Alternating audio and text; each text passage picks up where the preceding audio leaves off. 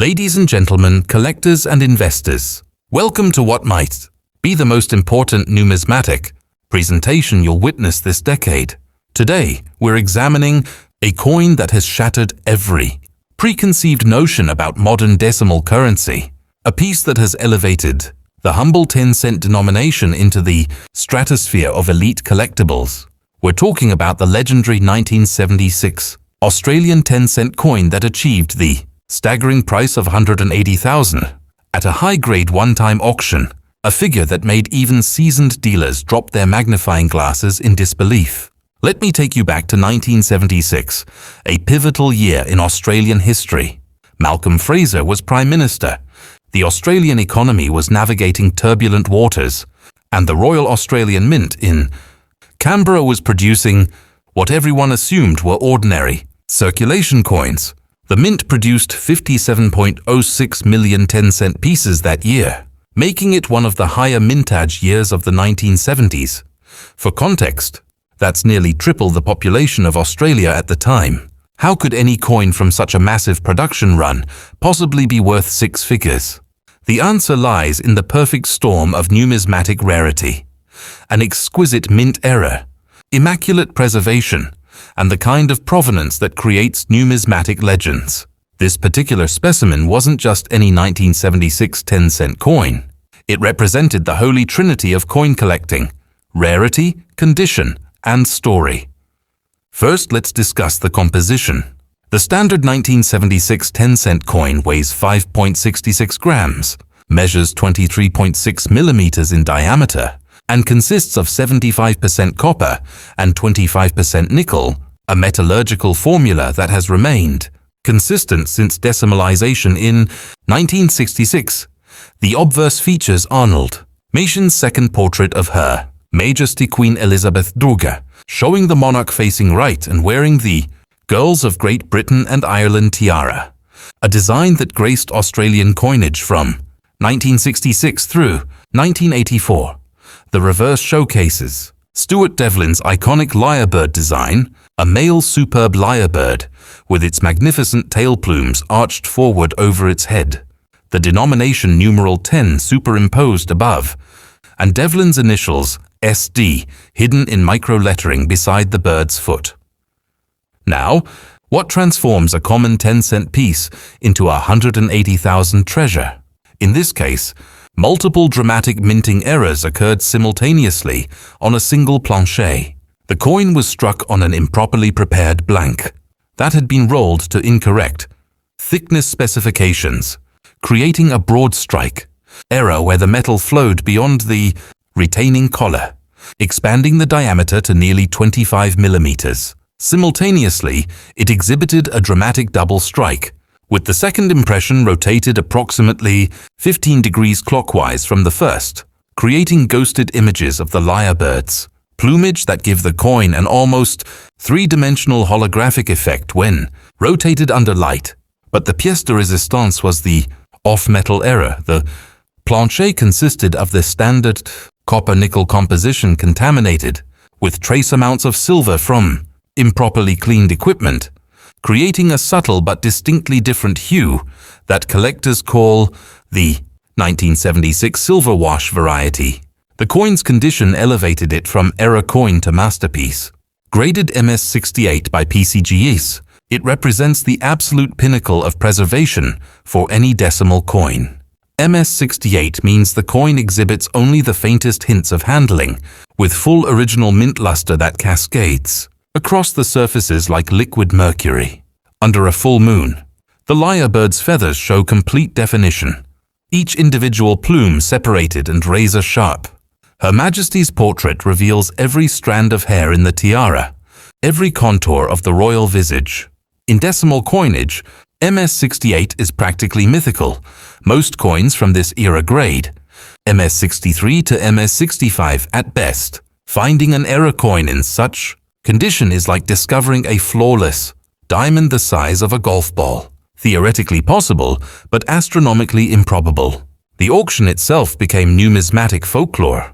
Held at a prestigious Sydney auction house in 2019, the coin was offered as part of the Eureka collection, a lifetime accumulation of Australian decimal errors, assembled by a retired mint employee who had quietly acquired specimens directly from quality control, rejects over 3 decades. The room fell silent when the lot opened at 50,000. Bidding escalated in 5,000 increments, then 10,000, as 2 serious error coin specialists and 1 institutional buyer representing the National Numismatic Collection vied for ownership. When the hammer finally fell at 180,000, the audience erupted in spontaneous applause, not just for the price, but for the recognition that Australian decimal coins had finally achieved legitimacy alongside their pre-decimal predecessors. What drives such phenomenal value? It's the intersection of mathematical improbability and historical significance. Consider this: the Royal Australian Mint's quality control procedures in 1976 were exceptionally rigorous, with automated sorting systems designed to catch any coin deviating more than 0.1 grams from specifications or showing any alignment errors. For this coin to escape, detection required a perfect sequence of failures, human oversight. During equipment calibration, a temporary malfunction in the automated inspection cameras, and placement in the middle of a bag of regular circulation coins rather than the rejection bin.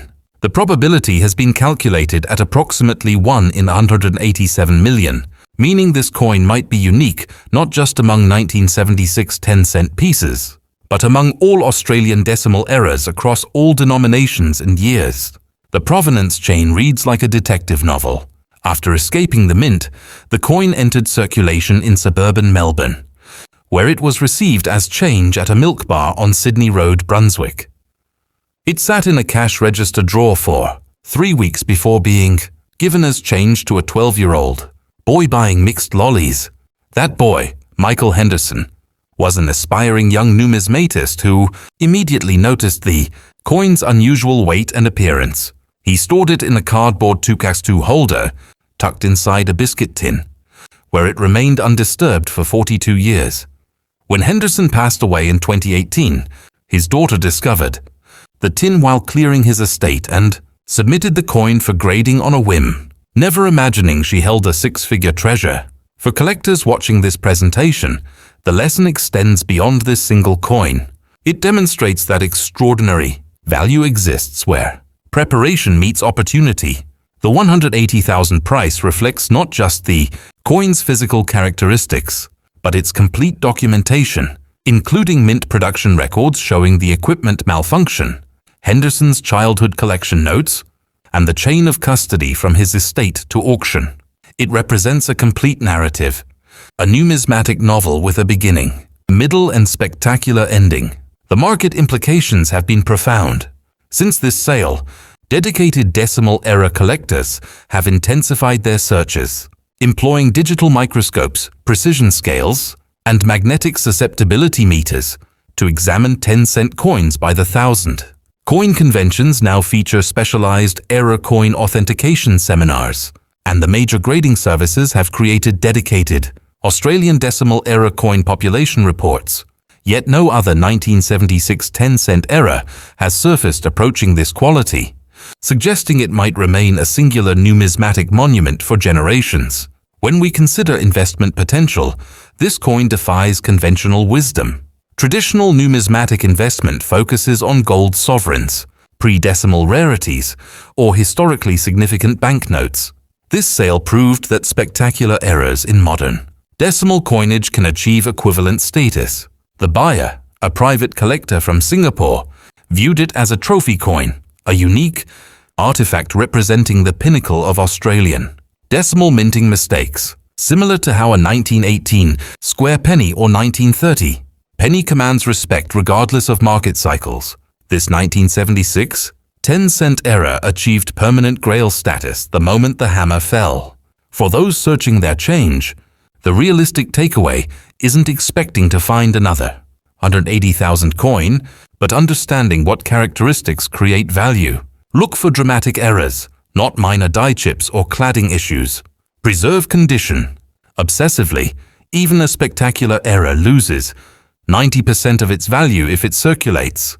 document everything, and recognize that the most valuable coins often have the most compelling stories. This 1976 10-cent piece didn't just command $180,000 because of its physical attributes. It achieved that price because it represented the ultimate expression of Australian decimal coinage, the perfect mistake, preserved in perfect condition with perfect provenance. It reminded collectors worldwide that in numismatics, as in art, the rarest masterpieces aren't always the largest or the oldest. Sometimes they're hiding in plain sight, disguised as ordinary pocket change. Next up, the 1984 Australian 10-cent coin. It's 1984, the year of the Los Angeles Olympics, the Apple Macintosh computer, and a pivotal transition in Australian coinage that would create one of the most valuable decimal eras in numismatic history. The 10-cent coin you see on screen, which hammered for an astonishing $153,000, represents the convergence of two critical factors: a major design change and a spectacular minting error that remained undetected for nearly 4 decades.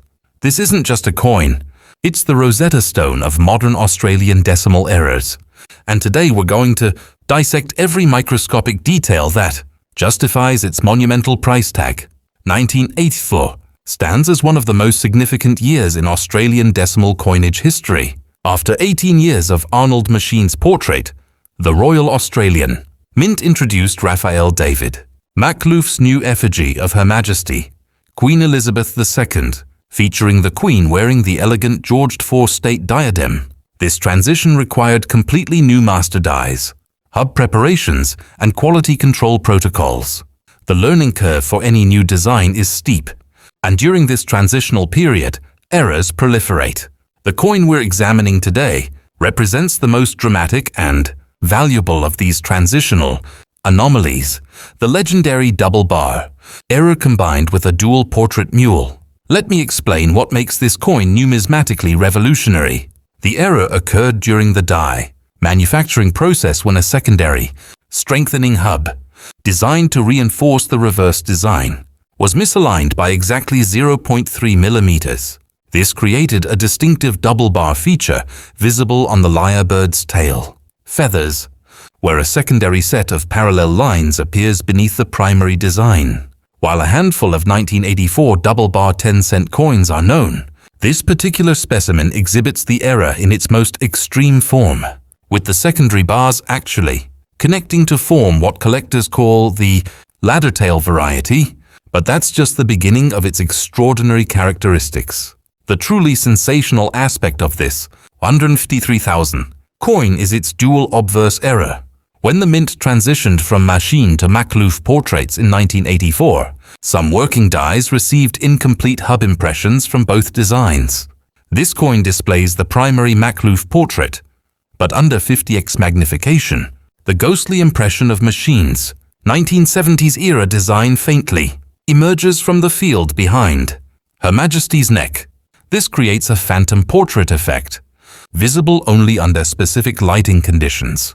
Numismatists have documented only 3 such mules across all denominations from 1984, but this 10-cent example is the only one that also carries the double bar reverse error.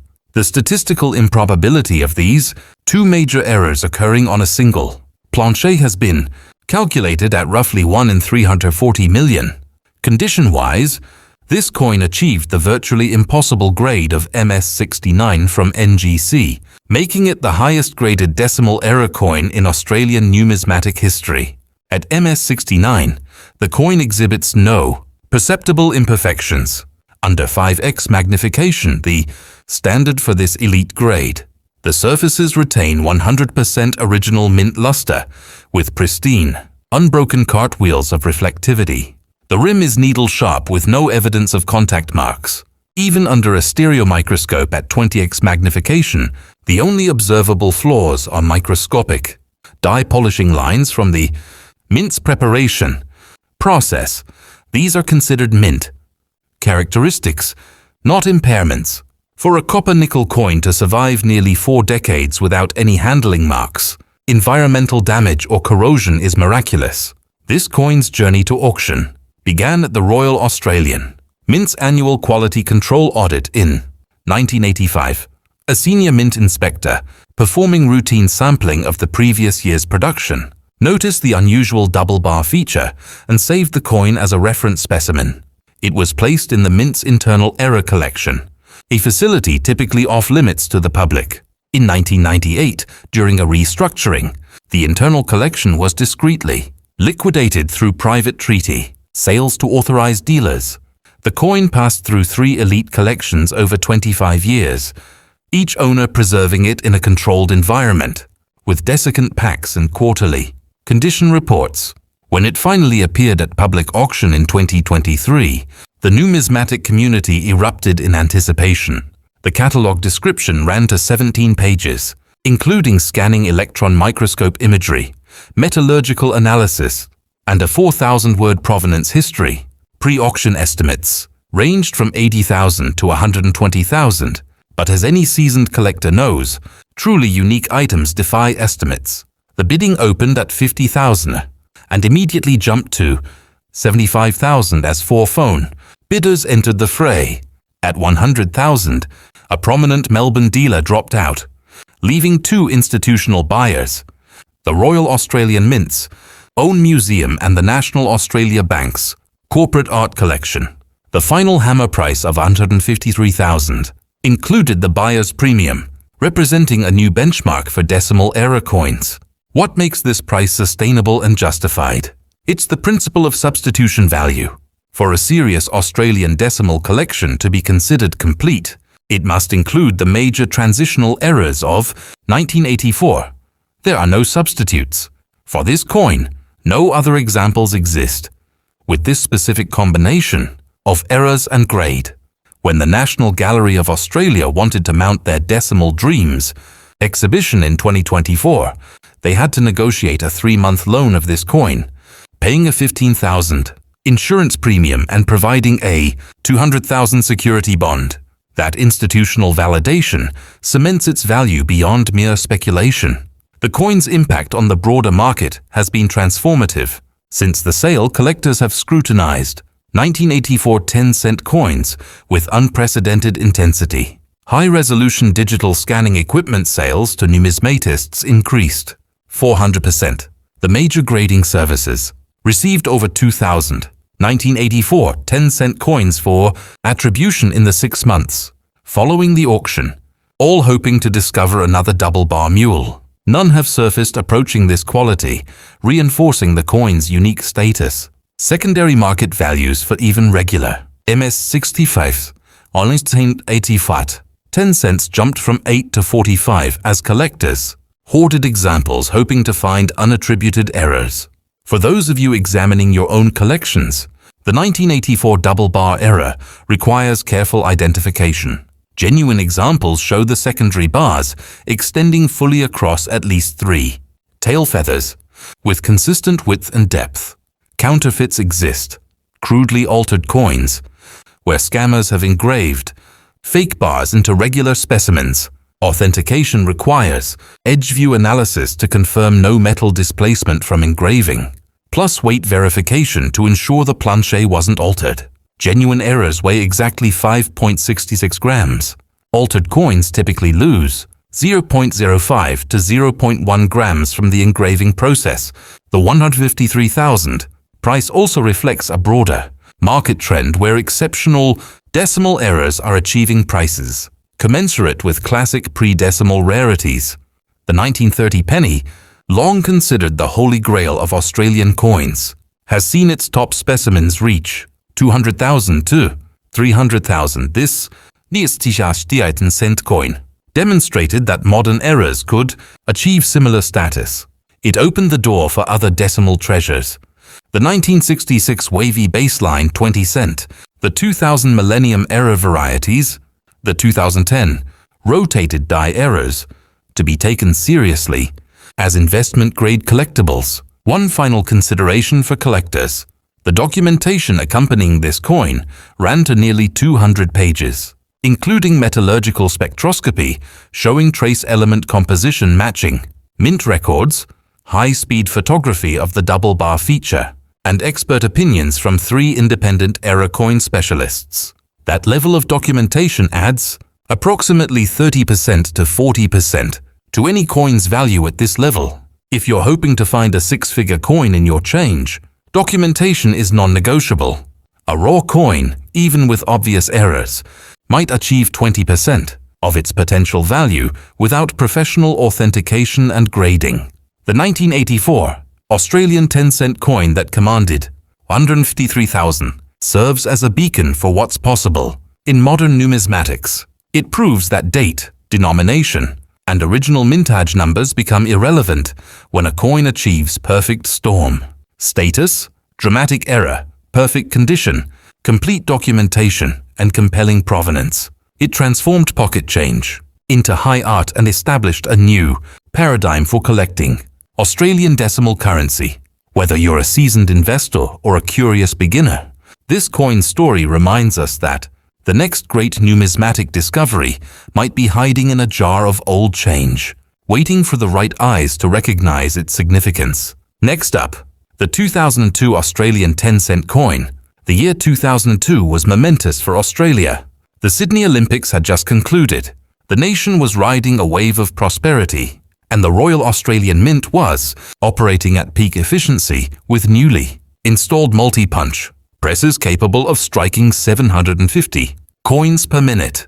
You would assume that with such advanced technology, errors would be eliminated. Paradoxically, the complexity of these systems created new categories of errors that were more spectacular than any manual minting error could produce. This 114,000 coin exemplifies the multiple system failure error, where coining press, feeder mechanism, and quality control cameras all malfunctioned in perfect synchronization. Let's begin with the coin's most dramatic feature: a 70% off-center strike combined with a split planchet error. The planchet, already weakened by a manufacturing defect that created a microscopic lamination in the copper-nickel strip, was fed into the press misaligned by nearly 3/4 of its diameter. The tremendous striking pressure, approximately 120 tonnes per square centimeter, caused the weakened planchet to split during the strike, creating a partial clamshell effect where the reverse design appears on both sides of a fissure that runs diagonally across the coin.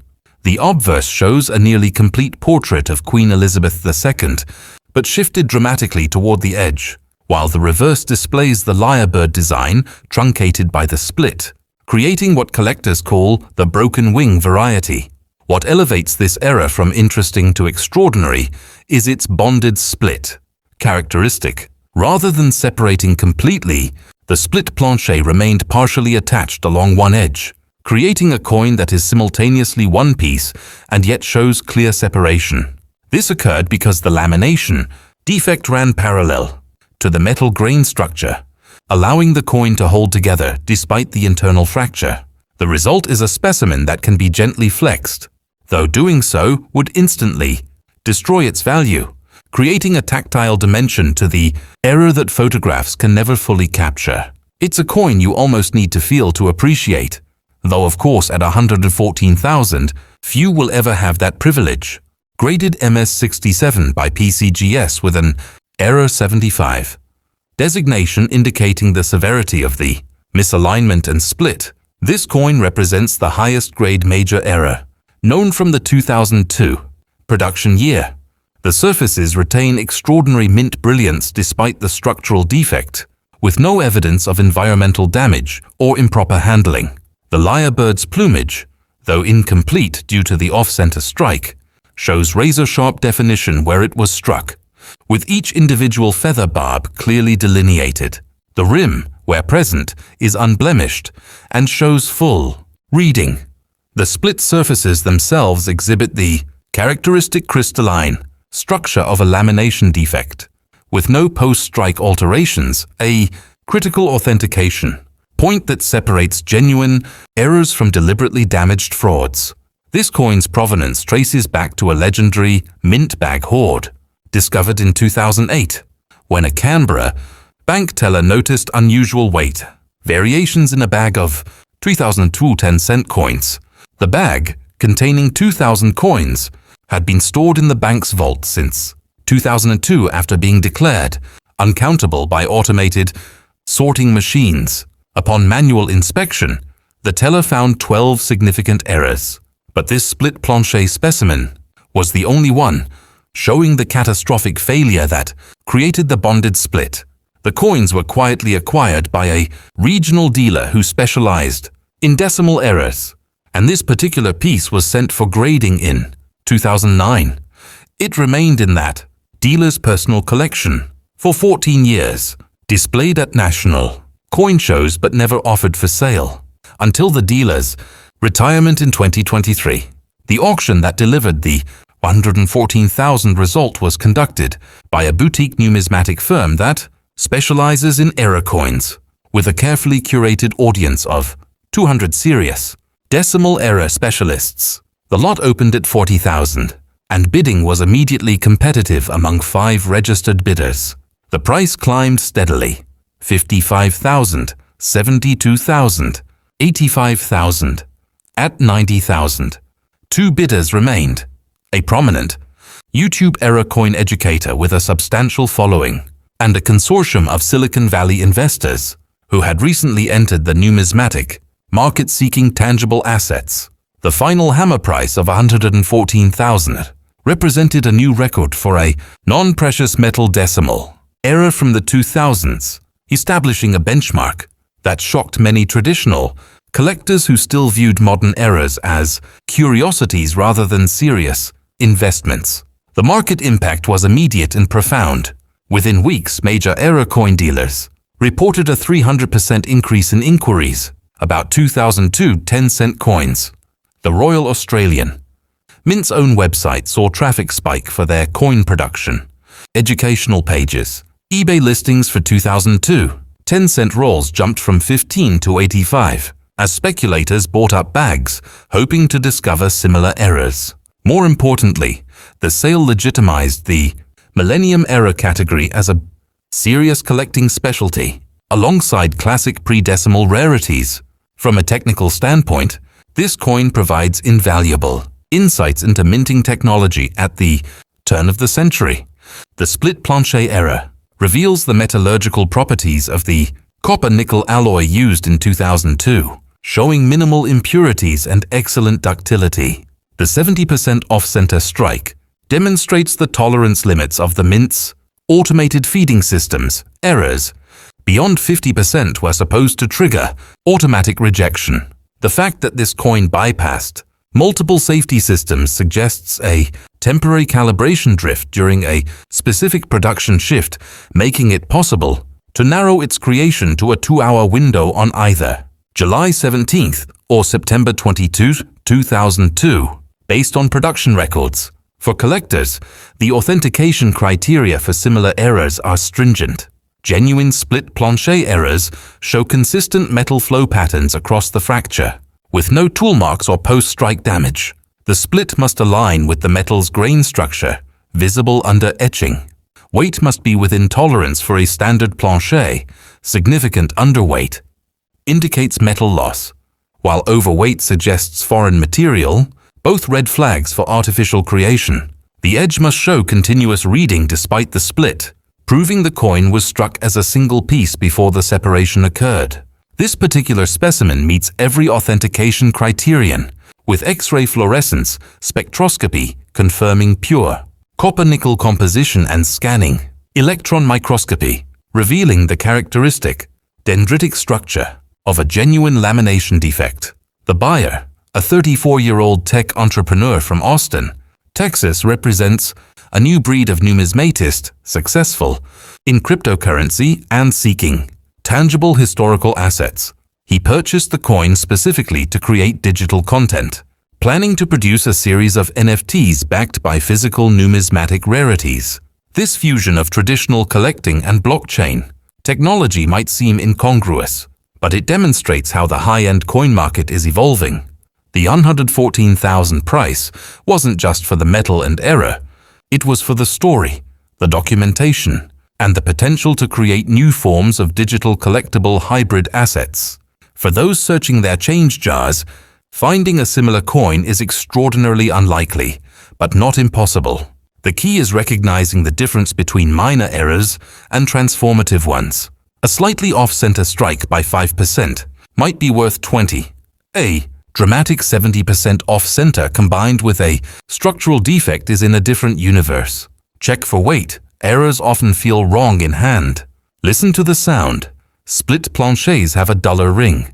And most importantly, preserve condition. This coin's 14,000. Value would collapse to perhaps 5,000 if it had circulated and lost its mint luster. In numismatics, condition isn't everything. It's the only thing that separates a curiosity from a fortune. The 2002 split planchet 10-cent coin that achieved 114,000 reminds us that modern coinage, produced by computer-controlled machinery, can still yield rarities that rival ancient treasures. It challenges collectors to look beyond age and mintage numbers, focusing instead on the dramatic interplay of error, condition, and documentation. As we progress further into the digital age, coins like this become increasingly valuable as tangible reminders of human technological imperfection, the perfect mistake that proves even our most advanced systems can produce art. Next up, the 2005 Australian 10-cent coin. Prepare yourselves for a revelation that will make you examine every 2005 10-cent coin with forensic intensity. The specimen we're dissecting today achieved 95,000, not because of a dramatic split or missing design elements, but due to a subtle, sophisticated error that only the most advanced collectors can properly appreciate. A 135-degree rotated die error, combined with a phantom date overlay that makes this coin a numismatic impossibility made real. This is the story of the 2005 rotated die enigma, a coin that challenges our fundamental understanding of how modern presses operate and what errors are physically possible in 21st century minting. The year 2005 represents a golden era for Australian decimal coinage.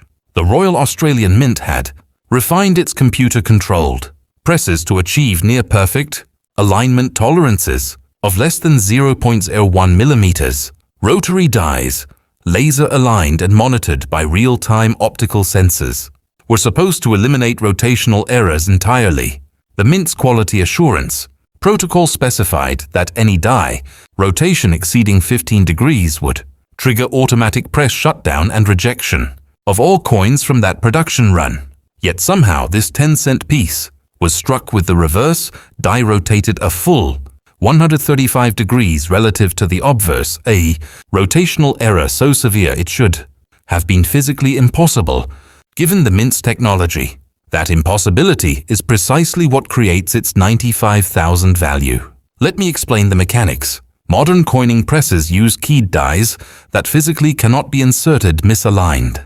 The dies have locating pins that mate with specific holes in the press, ensuring perfect orientation every time. For a 135-degree rotation to occur, two simultaneous failures had to happen.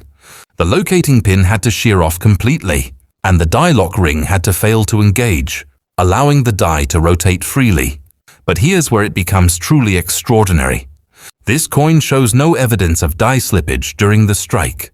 The design elements are perfectly sharp, indicating the die was securely locked in its rotated position. This suggests a deliberate, though unauthorized, die installation error during a maintenance period, followed by a test strike that was supposed to be destroyed but accidentally entered circulation. Adding to its mystique, the coin exhibits a phantom date phenomenon. Under 30x magnification, the date 2005 appears normally on the obverse, but superimposed faintly above it, rotated at the same 135-degree angle, are the ghostly impressions of the digits 2004. This indicates the die had previously been used for 2004 dated coins and wasn't properly cleaned or prepared before installation for the 2005 production run. The 2004 impression is so faint, it doesn't qualify as a true overdate, but it's unmistakable under proper magnification. This creates what error specialists call a shadow date, a feature known on American coins but previously undocumented. On Australian decimal currency, the combination of rotated die and shadow date makes this specimen unique not just among 2005 10-cent coins, but among all Australian decimal coinage since 1966. Graded MS66 by NGC within rotated dies. Attribution and shadow date. Notation, the coins. Condition is exceptional for a specimen that presumably entered circulation. It retains approximately 85% of its original mint luster, with only light cabinet friction on the highest points of the lyrebird's plumage and the queen's cheek. The rotation creates a visually arresting presentation. The lyrebird appears to be dancing upside down, relative to the portrait, creating a deliberate artistic tension that paradoxically makes the coin more beautiful. The shadow date, visible only with a glass, adds a layer of discovery that delights advanced collectors. It's a coin that rewards expertise, revealing its secrets only to those who know precisely what to look for. The coin's discovery narrative is quintessentially Australian in its casualness. In 2019, a university student in Newcastle bought a coffee and received the coin as change. Something felt off about it, so he placed it in his desk drawer rather than spending it. 3 years later, while watching a YouTube video about rotated die errors, he retrieved the coin, examined it with a smartphone macro lens, and realized he possessed something extraordinary. He submitted it to NGC for attribution, and when the rotated dies, notation came back with the 135-degree measurement. He contacted a specialist dealer who immediately offered $25,000. Wisely, he declined and consigned it to auction, where the $95,000 result transformed his financial situation and made him a numismatic celebrity. The auction itself was conducted entirely online, a reflection of post-pandemic collecting trends. Over 1,200 registered bidders from 40 countries competed for lots, but the 2005 rotated die coin attracted the most pre-sale inquiries. The lot opened at $30,000 and saw rapid-fire bidding in 2,500 increments. At $60,000, a bidding war developed between a German engineer who collects mechanical errors and an Australian expatriate living in Dubai who wanted a truly unique piece of his homeland. The final price of $95,000 included a 15% buyer's premium, with the hammer falling at $80,600. The German collector ultimately prevailed, adding the coin to his specialized collection of rotational errors from world mints, where it serves as the centerpiece given its impossibility factor. Market analysis following the sale revealed fascinating patterns. While spectacular errors like splits and brockages have established markets, subtle errors like rotations were historically undervalued. This sale proved that sophisticated collectors appreciate technical impossibilities more than obvious damage. It sparked a renaissance in rotated die collecting across all denominations, with collectors purchasing digital protractors and studying die orientation parameters. The major grading services reported a 500% increase in rotation, error submissions, and specialized attribution guides for Australian rotated dies became bestsellers within the collecting community. From a mechanical engineering perspective, this coin provides invaluable data. The fact that it exists proves that even redundant safety systems can fail. The Mint's investigation following the auction revealed that on March 18, 2005, a maintenance technician had indeed sheared a die pin during a routine die change but completed the shift using a backup locking mechanism. That mechanism, however, had a latent defect allowing 3 degrees of rotational play. When the press struck its first coin, the die rotated to its natural settling point, 135 degrees, where the die's weight distribution balanced perfectly. The coin was supposed to be caught by the optical inspection camera, but a software glitch that day had disabled rotation detection while technicians calibrated the system for a new coin type. By the purest coincidence, this single test strike entered the circulation stream rather than the rejection bin. Authentication for rotated die errors requires precision measurement. You cannot eyeball a rotation and claim it's 135 degrees. You need a calibrated protractor, or ideally, a digital measurement tool. The coin must be oriented with the obverse design perfectly upright. Then the reverse is measured clockwise. True rotations show consistent alignment. across all design elements if only the lyrebird is rotated but the denomination remains normal. That's a counterfeit created by rotating the die in a aftermarket holder. Genuine errors also show matched edge reading orientation. On this coin, when the portrait is upright, the reading pattern shows a corresponding 135-degree offset, a detail impossible to fake without access to mint equipment. The $95,000 price reflects several factors beyond just the error. It's the highest confirmed rotation error in Australian decimal coinage. It carries the shadow date feature, adding a second diagnostic point. It's in remarkable condition for an error type that typically shows handling, marks from immediate, rejection and manual handling, and it has complete documentation, including the Mint's internal maintenance logs from March 2005, obtained through Freedom of Information requests, that confirmed the equipment failures. That paper trail adds approximately $30,000 to $40,000 in value alone, transforming an interesting error into a historically documented artifact. For everyday collectors, this coin's story offers practical lessons.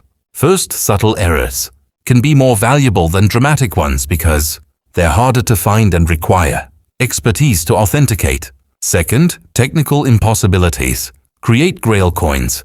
The errors that shouldn't exist become the most sought after. Third, condition still matters enormously.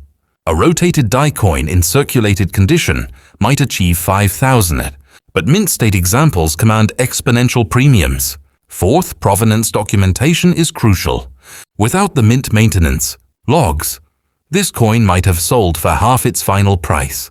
The 2005 rotated die 10-cent coin achieving $95,000 has fundamentally altered how collectors approach modern errors.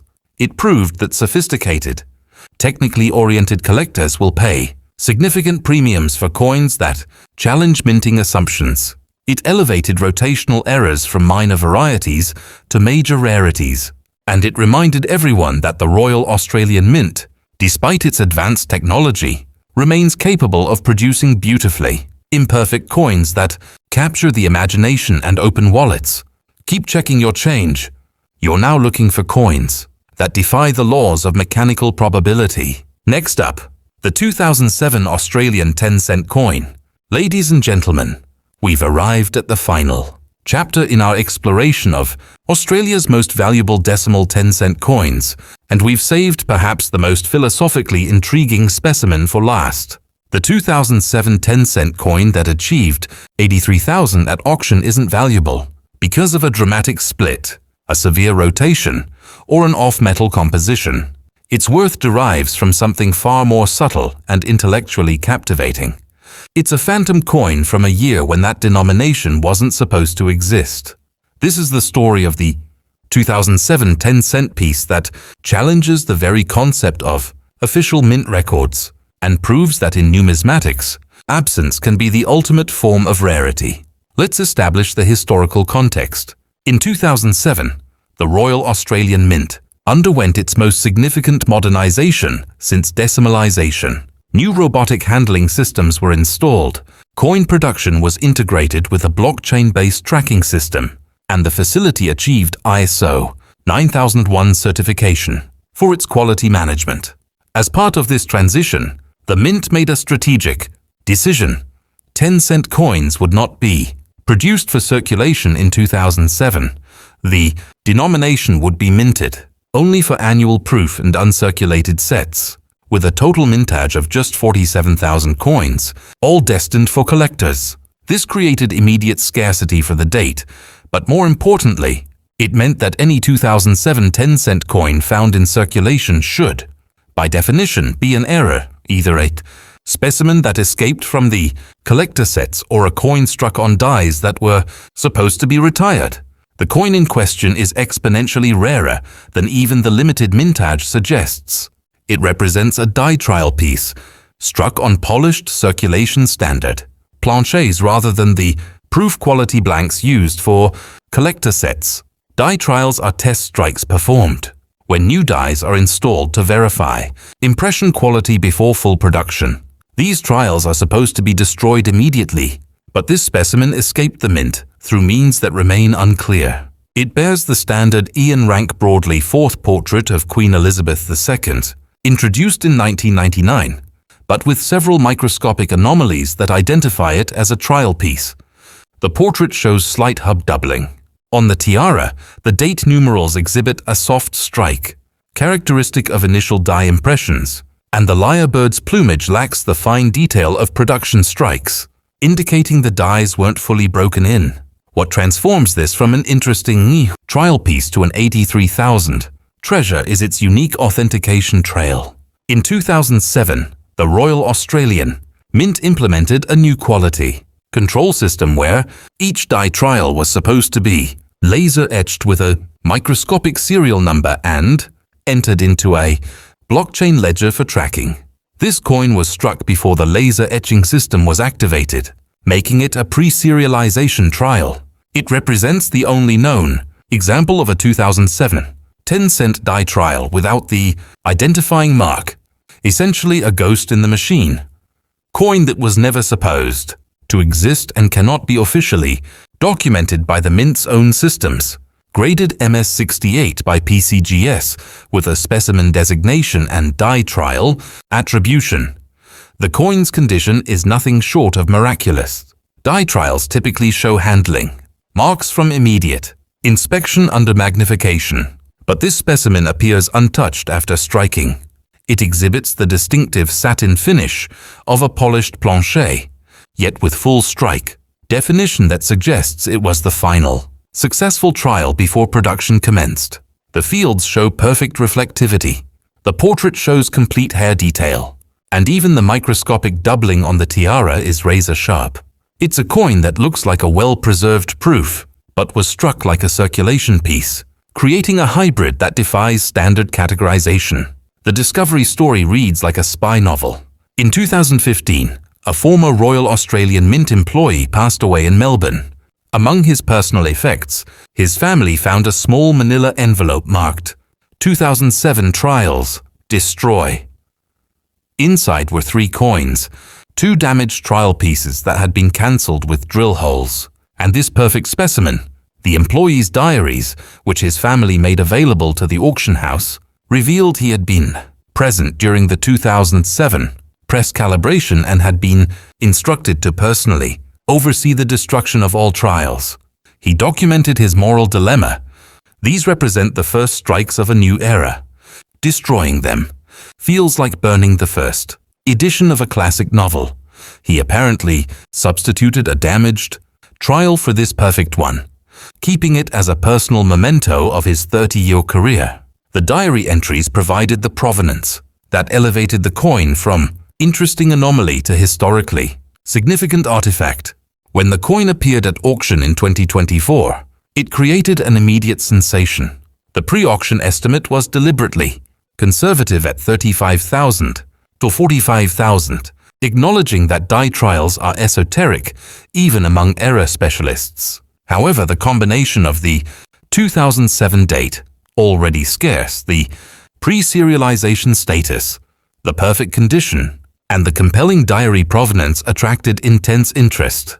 The lot opened at 30,000 and saw immediate, aggressive bidding from 4 serious institutional buyers: the National Numismatic Collection, the Royal Australian Mint's own museum, a prominent Melbourne investment fund that specializes in intangible assets, and a European collector who focuses on system ghost items from technological transitions. The price escalated rapidly: 1,000, 65,000, 78,000. When it reached 80,000, the Mint Museum dropped out, leaving the European collector and the investment fund to battle it out. The final hammer price of 83,000 represented nearly double the high estimate and established a new record for any 2007 Australian decimal coin. The market response was fascinating. Unlike the dramatic errors that inspire widespread searching, this coin's value is predicated on its uniqueness and documentation. You can't find another one in circulation because the conditions of its creation were so specific and controlled.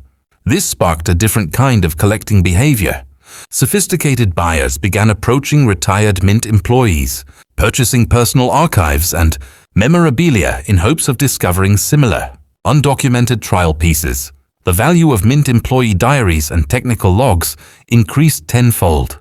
A secondary market emerged for what collectors call ex-mint ephemera, items that were never intended to leave the facility but did so through retirement gifts, administrative oversights, or, as in this case, quiet preservation of historical artifacts. The 83,000 price reflects the coin's role as a technological milestone. It represents the last die trial, produced before the mint implemented its blockchain tracking system, making it a numismatic fossil from the analog to digital transition. Collectors of technological history, who might otherwise buy early Apple computers or original iPhones, suddenly recognized that coins could document technological evolution just as effectively. The buyer, a 28-year-old cryptocurrency pioneer from Singapore, purchased the coin specifically to display alongside his collection of early Bitcoin mining hardware. To him, the 2007 Phantom trial represents the moment physical minting began its journey toward digital provenance, making it the perfect bridge artifact between traditional numismatics and blockchain-based digital assets. From an investment perspective, this coin challenges the conventional wisdom that only precious metals or ancient coins appreciate significantly. It's a copper-nickel 10-cent piece with no intrinsic metal value, yet it achieved 83,000 because of its irreplaceable historical position. This suggests that future value in numismatics may depend less on traditional scarcity and more on documentation of technological processes. As the Royal Australian Mint continues to digitize its operations, coins that represent transitional moments like this pre-serialization trial may become the most coveted of all. Authentication for such a coin requires a multifaceted approach. The satin finish must show microscopic parallel polishing lines, consistent with a polished planchet, not the random scratches of post-mint buffing. The strike quality must show the soft definition, characteristic of initial die impressions, not the sharpness of a production strike. Weight must be precisely 5.66 grams. Die trials aren't supposed to deviate from standard specifications. Most importantly, there must be documentation explaining its existence outside official records. Without the employee's diary, this coin might have been rejected as an elaborate counterfeit. With it, the coin becomes a historically significant artifact worth nearly 6 figures. For the average collector, this coin offers a different lesson than our previous examples. While you won't find another 2007 Phantom trial in your change, you should pay attention to coins from transitional years.